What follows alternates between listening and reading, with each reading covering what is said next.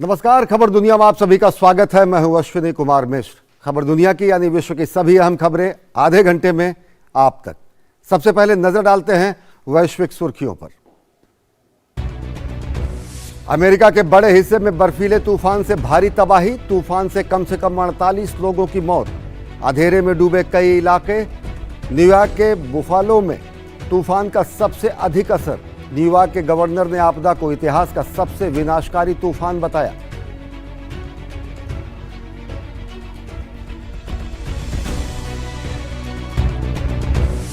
चीन ने ताइवान को घेर कर किया युद्धाभ्यास, एयर डिफेंस जोन का उल्लंघन कर भेजे 71 एयरक्राफ्ट। चीन ने अपने कदम को अमेरिका और ताइवान के उकसावे की कोशिश का बताया जवाब।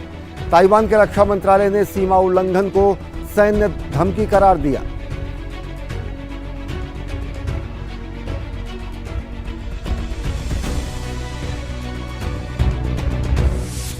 उत्तर कोरिया के ड्रोन की दक्षिण कोरिया की सीमा में घुसपैठ। ड्रोन को ढेर करने के लिए दक्षिण कोरिया ने दौड़ाए फाइटर जेट, फायर किए वार्निंग शॉट्स। 2017 के बाद पहली बार उत्तर कोरिया के ड्रोन ने किया सीमा का उल्लंघन। दक्षिण कोरिया ने घटने को बताया उकसावे वाली कार्रवाई। पुष्प कमल दहल प्रचंड ने ली नेपाल के प्रधानमंत्री की शपथ, तीसरी बार संभाली कमान। 30 दिनों में साबित करना होगा बहुमत। केपी शर्मा ओली की पार्टी सीपीएन यूएमएल और अन्य छोटे दलों का मिला है समर्थन।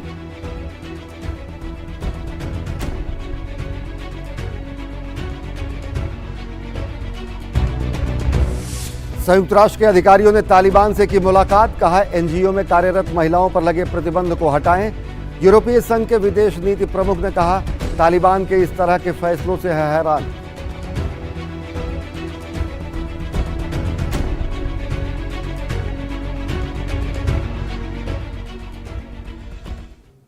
और सबसे पहले खबरें अमेरिकी महाद्वीप से।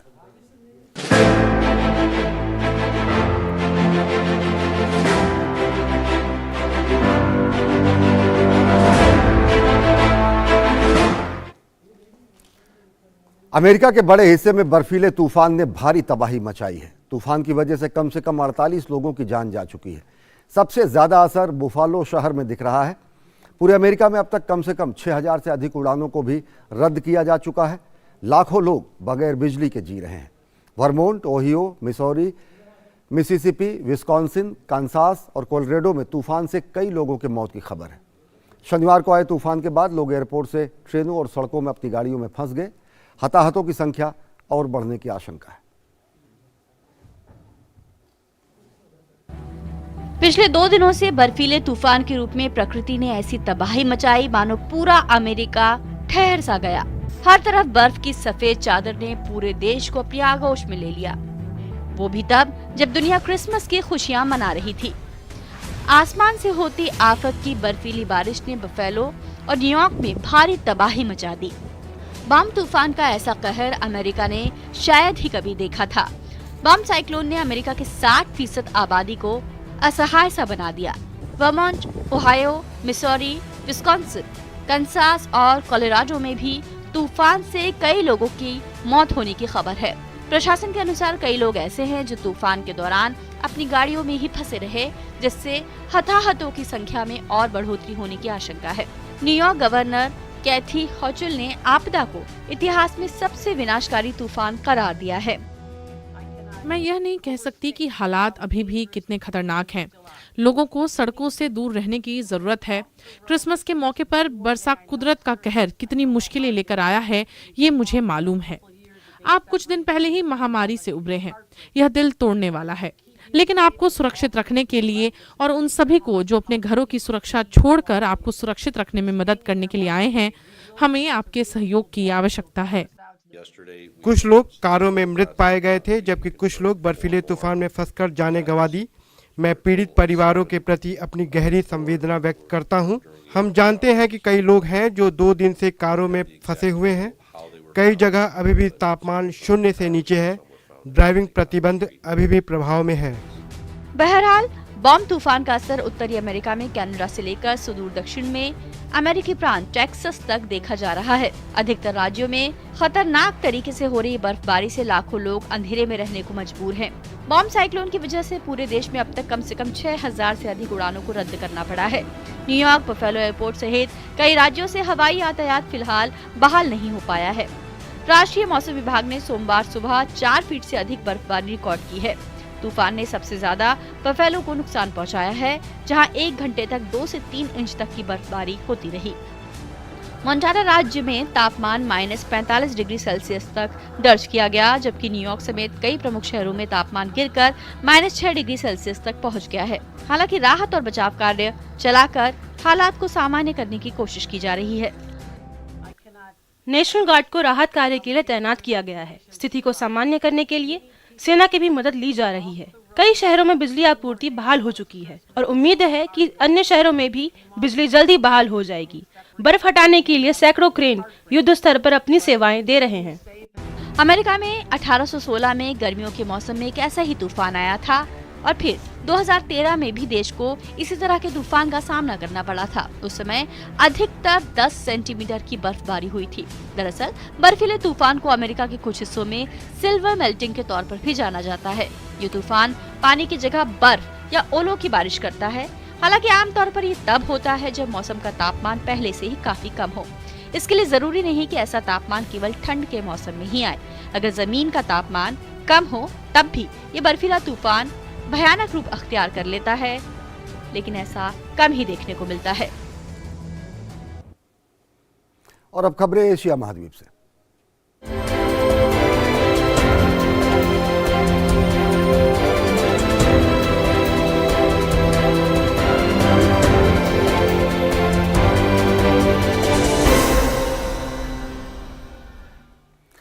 अमेरिका के बाद जापान भी बर्फीले तूफान की चपेट में है। सर्दी के मौसम में जापान में भारी बर्फबारी और तेज हवाएं चल रही हैं। इस वजह से जनजीवन बुरी तरह प्रभावित हुआ है। बर्फीले तूफान के कारण कम से कम 14 लोगों की मौत हो गई है, 90 से अधिक लोग घायल हुए हैं। तेज हवा और बर्फीली बर्फबारी की वजह से कई इलाकों में बिजली गुल हो गई है। दरअसल पिछले एक हफ्ते से जापान में भीषण सर्दी के बीच भारी बर्फबारी भी हो रही है। अधिकांश सड़कें बर्फ की चादर से ढक गई हैं और सैकड़ों वाहन फंस गए हैं। आपूर्ति सेवाओं पर भी बुरा असर पड़ा है। राजनीतिक गुणागणित में माहिर नेपाली माओवादी नेता पुष्प कमल दहल प्रचंड एक बार फिर नेपाल के प्रधानमंत्री बन गए हैं। इससे पहले जब रविवार को पूर्व प्रधानमंत्री और नेपाली कांग्रेस के अध्यक्ष शेरबहादुर देउबा और प्रचंड के बीच पीएम पद को लेकर सहमति नहीं बनी, तो केपी शर्मा ओली की पार्टी सीपीएन, यूएमएल और अन्य छोटे दलों के समर्थन से पुष्प कमल दहल को अपना समर्थन देने का ऐलान किया। प्रचंड और केपी शर्मा ओली बारी बारी से सरकार का नेतृत्व करेंगे और समझौते के अनुसार सीपीएन यूएमएल के नेता प्रचंड केपी शर्मा ओली को प्रचंड के 2.5 साल बाद केपी शर्मा ओली को प्रधानमंत्री बनने का मौका मिलेगा।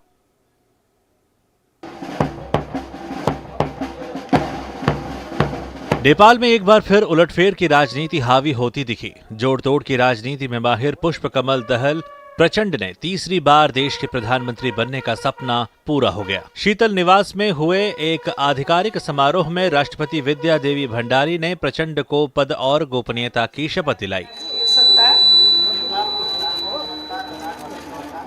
नेपाली जनतामा निहित रहेको 1 महीने से जारी गतिरोध का पटाक्षेप उस वक्त हो गया जब माओइस्ट सेंटर के नेता प्रचंड ने नाटकीय ढंग से नेपाली कांग्रेस के नाता तोड़ कभी धुर विरोधी रहे केपी शर्मा ओली के साथ हाथ मिला लिया, क्योंकि नेपाली कांग्रेस के साथ पीएम पद समेत कई ऐसे मुद्दे थे जिस पर प्रचंड सहमत नहीं थे। दरअसल पुष्प कमल दहल पहले 2.5 साल के लिए खुद पीएम बनना चाहते थे, लेकिन सबसे अधिक सीटें पाने वाली नेपाली कांग्रेस को यह मंजूर नहीं था, जिसके बाद प्रचंड ने विपक्षी दलों के साथ गठबंधन कर पीएम पद के लिए दावा पेश कर दिया। प्रचंड ने राष्ट्रपति के सामने 169 सदस्यों का समर्थन पत्र सौंपा, जिसमें केपी शर्मा ओली की सीपीएन यूएमएल को 78 सीटें भी शामिल हैं। राष्ट्रपति को दिए पत्र में प्रचंड को देश के कई अन्य छोटे दलों ने भी समर्थन दिया। नेपाल में सरकार बनाने के लिए 138 सदस्यों का समर्थन होना जरूरी है, जिसे प्रचंड ने आसानी से पूरा कर लिया। इसी के साथ करीब 1.5 साल बाद केपी शर्मा ओली की सत्ता में फिर से वापसी हो रही है। समझौते के मुताबिक CPN UML के नेता KP शर्मा ओली को प्रचंड के बाद अगले 2.5 साल के लिए प्रधानमंत्री बनने का मौका मिलेगा। दरअसल चुनाव के बाद आए नतीजे के बाद 89 सीट जीतकर सबसे बड़ी पार्टी के रूप में उभरी नेपाली कांग्रेस के अध्यक्ष और पूर्व PM शेर बहादुर देउपा के दोबारा प्रधानमंत्री बनने की संभावना थी। नेपाली कांग्रेस की तरफ से उन्हें नेता भी चुन लिया गया था।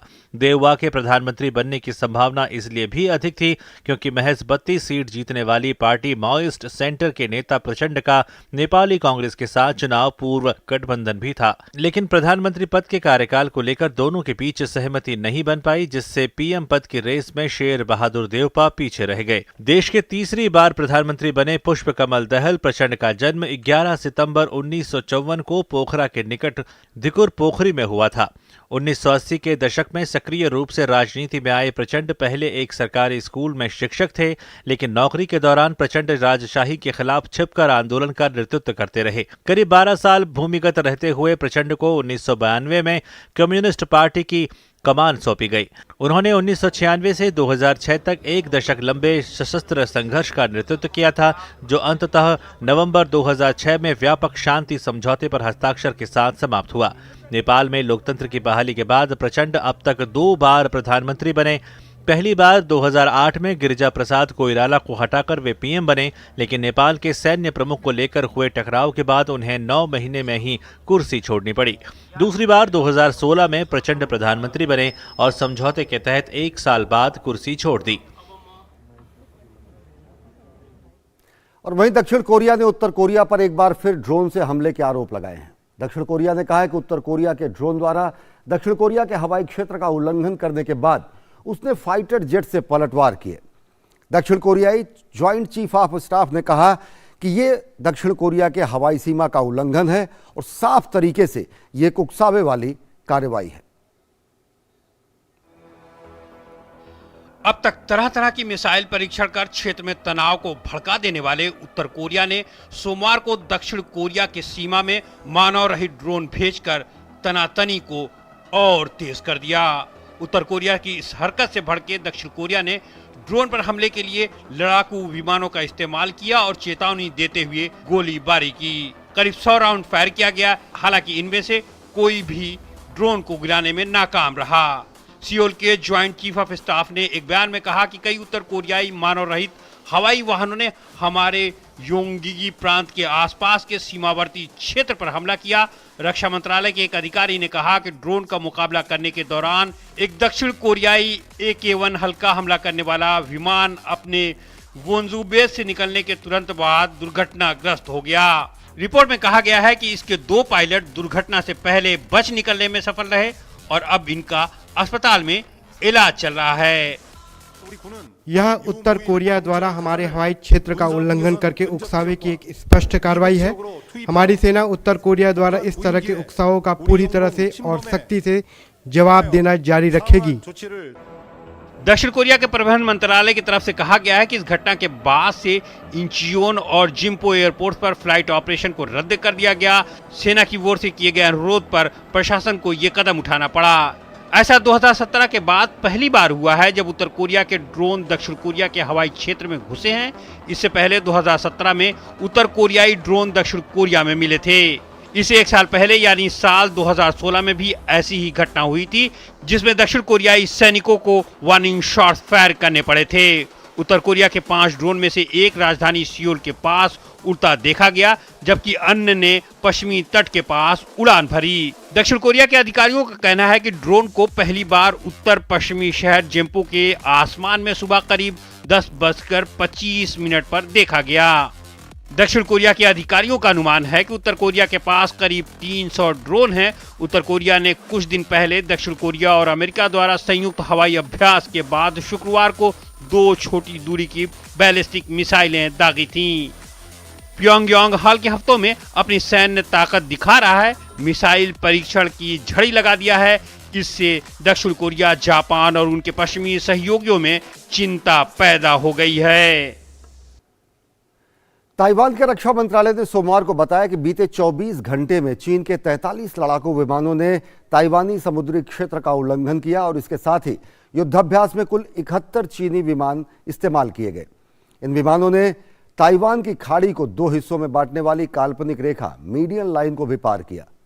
चीन ने इस घटना पर कहा है कि उसने बीते रविवार ताइवान के आसपास समुद्री और हवाई क्षेत्र में स्ट्राइक ड्रिल का आयोजन किया।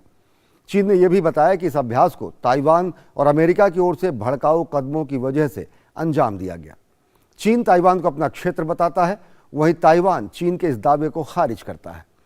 ताइवान ने कहा कि इन ड्रिल्स ने दिखाया है कि चीन क्षेत्रीय शांति भंग करके ताइवानी जनता को डराने की कोशिश कर रहा है। ताइवानी रक्षा मंत्रालय ने यह भी बताया कि ताइवान के पास चीनी नौसेना के 7 जहाज भी देखे गए। रक्षा मंत्रालय ने बताया कि चीनी लड़ाकू विमान नजर आने के बाद ताइवानी लड़ाकू विमानों ने उन्हें चेतावनी दी और इस दौरान मिसाइल सिस्टम को तैयार रखा गया। चीन ने पिछले कुछ सालों में ताइवान पर अपना शासन स्वीकार करने के लिए दबाव बढ़ाना शुरू कर दिया है। वहीं ताइवान की सरकार कहती है कि वो शांति चाहती है, लेकिन हमला होने पर आत्मरक्षा करेगी। और चीन के कई प्रांत में कोरोना संक्रमण के विस्फोट की वजह से भयावह स्थिति बनी हुई है। अस्पताल मरीजों को लेने से इनकार कर रहे हैं। साथ ही जो लोग पहले से अस्पताल में हैं वो बेंच पर या फिर हॉस्पिटल की फर्श पर सोकर अपना इलाज करा रहे हैं। ये सब कोरोना वायरस के नए म्यूटेंट के तेजी से फैलने वाले संक्रमण की वजह से हुआ है। पूरी दुनिया में इससे चिंता बढ़ गई है। चीन ने हाल ही में जीरो कोविड नीति खत्म की और जिसकी वजह से पूरे देश में कोरोना वायरस का नया म्यूटेंट फैल गया। चीन में कोरोना की स्थिति देखते हुए राष्ट्रपति शी जिनपिंग ने अधिकारियों से आग्रह किया है कि जितना हो सके लोगों के जीवन की रक्षा करें। जीरो कोविड पॉलिसी को खत्म करने के बाद राष्ट्रपति शी जिनपिंग का पहली बार आधिकारिक बयान सामने आया है। हेबेई में ज्यादा उम्र के लोगों में सबसे ज्यादा कोरोना का संक्रमण फैल रहा है। कुछ एम्बुलेंस सीधे शमशान घाट जा रही हैं। झोझो के शमशान पर शवों को जलाने के लिए भट्टियां ओवरटाइम जल रही हैं। पिछले सप्ताह मौतों में हुई वृद्धि से निपटने के लिए कर्मचारी संघर्ष कर रहे हैं। सोमवार को अफगानिस्तान में संयुक्त राष्ट्र के कार्यकारी प्रमुख रमीज अलकबरोव ने तालिबान प्रशासन के कार्यकारी मंत्री मोहम्मद हनीफ से मुलाकात की। इस बैठक में रमीज ने तालिबान के मंत्री से एनजीओ में काम करने वाली महिलाओं पर लगे प्रतिबंध को हटाने के लिए कहा। उन्होंने कहा कि इस मुद्दे पर विचार करने की आवश्यकता है। रमीज ने तालिबान के मंत्री से कहा कि लाखों अफगानों को मानवीय सहायता की जरूरत है और इसमें आने वाली बाधाओं को हटाना अत्यंत आवश्यक है। शनिवार को तालिबान ने आदेश दिए थे कि सभी स्थानीय और विदेशी गैर सरकारी संगठनों को अगले आदेश मिलने तक महिला कर्मचारियों को काम पर न रखने के निर्देश दिए गए हैं। इस आदेश से संयुक्त राष्ट्र के कामकाज पर सीधा फर्क पड़ेगा, लेकिन संयुक्त राष्ट्र के लिए काम करने वाले ऐसे कई गैर सरकारी संगठन हैं जो इस आदेश से प्रभावित भी होंगे। और अंडमान सागर में लगभग 1 महीने तक फंसे रहने के बाद 58 रोहिंग्या शरणार्थियों को इंडोनेशियाई नावों के जरिए सुरक्षित बचा लिया गया है। करीब 1 महीना पहले 160 से ज्यादा रोहिंग्या शरणार्थियों को लेकर एक नाव बांग्लादेश के कॉक्स बाजार से मलेशिया के लिए रवाना हुई थी। नाव जब इंडोनेशिया से मलेशिया की तरफ जा रही थी तभी इसका इंजन खराब हो गया था। हफ्तों समुद्र की लहरों के मुताबिक दर्जनों रोहिंग्या की किस्मत को गोता खिलाती ये नाव इंडोनेशिया के पश्चिमी तट पर पहुंची। स्थानीय अधिकारियों की माने तो शरणार्थी जिस नाव से पहुंचे हैं उसका इंजन खराब है। इन शरणार्थियों की हालत काफी खस्ता है। इस दल में शामिल 3 लोगों को अस्पताल पहुंचाया गया है। इंडोनेशिया के एक प्रांत के प्रवक्ता विनाडी ने कहा कि ये नाव हवा के सहारे अकेह बसीर जिले के लादोंग नाव के तट पर पहुंची। वे 1 महीने तक समुद्र में भटकते रहे। हालांकि अब तक ये स्पष्ट नहीं हो सका है कि ये दल कुछ हफ्ते पहले समुद्र में भटके 150 रोहिंग्या शरणार्थियों का हिस्सा है या नहीं। हम अभी भी प्रवासन के लिए अंतर्राष्ट्रीय संगठन और UNHCR के साथ संपर्क और संचार कर रहे हैं ताकि यह सुनिश्चित किया जा सके कि सब कुछ ठीक से निपटाया जा सके। दरअसल करीब महीना भर पहले 160 से ज्यादा रोहिंग्या शरणार्थियों को लेकर एक नाव बांग्लादेश के कॉक्स बाजार से मलेशिया के लिए रवाना हुई। ये छोटी नाव इंडोनेशिया या मलेशिया की तरफ तेजी से बढ़ रही थी, तभी इसका इंजन खराब हो गया। काफी मशक्कत के बाद भी कैप्टन को कुछ कामयाबी नहीं मिली।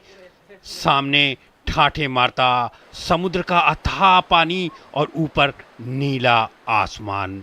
इन दोनों के बीच फंसी 160 जिंदगियां। हवा का रुख और समुद्र की लहरें अब नाव की वाहक थीं। किसी से कोई संपर्क नहीं हो पा रहा था। लोग भूख और प्यास से तड़प रहे थे। पिछले हफ्ते संयुक्त राष्ट्र ने दक्षिण पूर्व एशिया में अंडमान सागर के आसपास के देशों से रोहिंग्या शरणार्थियों को ले जाने वाली एक छोटी मछली पकड़ने वाली नाव की सहायता करने का आग्रह किया। फिर किसी तरह से सैटेलाइट फोन से नाव के कैप्टन से संपर्क हो पाया, लेकिन भूख के कारण उसकी आवाज़ निकलनी मुश्किल हो रही थी। नाव में कई लोगों की जान भी जा चुकी थी। हमें मलेशिया जाने की उम्मीद है, लेकिन मेरे माता पिता अब इस दुनिया में नहीं रहे।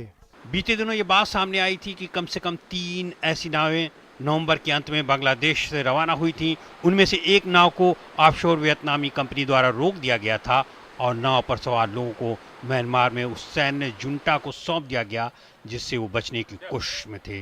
दूसरी नाव श्रीलंकाई नौसेना को मिली जो कि हिंद महासागर में भटक रही थी। जहाज पर सवार 104 शरणार्थियों को फर्स्ट एड दिया गया और फिर पुलिस को सौंप दिया गया। 2017 में हुए संघर्ष के बाद बड़ी संख्या में रोहिंग्या मुसलमान भागकर बांग्लादेश में शरण ले ली थी, लेकिन शरणार्थी शिविरों में बढ़ती भीड़ और बेहतर भविष्य की तलाश में ये लोग जान जोखिम में डालकर मलेशिया या इंडोनेशिया का रुख कर रहे हैं। इसमें तस्करों का सुनियोजित गिरोह भी है। खबरें अभी और भी है, लेकिन वक्त हो चला एक छोटे से ब्रेक का। देखते रहिए खबर दुनिया की। REC